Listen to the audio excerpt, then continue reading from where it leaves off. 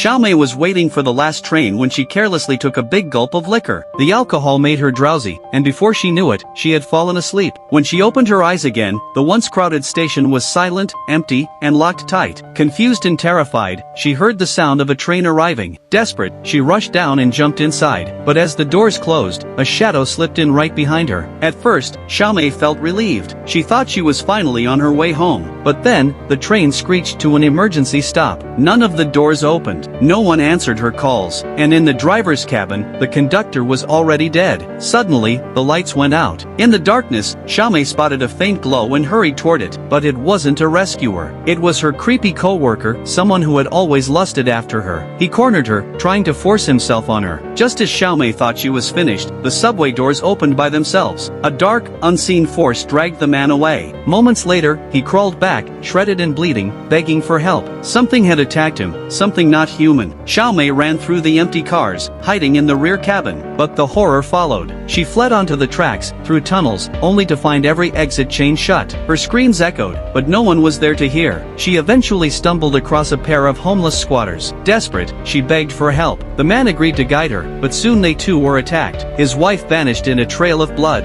His dog returned, torn apart. And Xiaomei realized the tunnels were full of something monstrous. Even worse, her injured co-worker died in front of her. When she tried to call for help, the security guard on the other end was slaughtered mid-call by the same unseen force. Panic set in. There was no help coming. Xiaomei's nightmare reached its peak when she was captured and thrown into a hidden water prison deep underground. There she finally saw it, the monster, a deformed, half-human creature that had once been a man. Years of isolation in the sewers had twisted his body and mind. Now, he hunted survivors like livestock, feeding them to rats when they died, and devouring them alive when they didn't. In the darkness, Xiaomei discovered another prisoner, a young man still alive. Together, they tried to escape. She stabbed the monster in the eye with her high heel, freeing him, and the two ran for their lives. But escape wasn't simple. They stumbled into the creature's lair, where they found the mutilated body of the homeless woman. They ran through collapsing tunnels, searching for an exit. But just when Xiaomei thought she saw the lights of another train approaching, the creature stepped out of the shadows one last time, and with a single strike, everything went black. Would you dare step into an empty subway after dark? Because some trains don't take you home.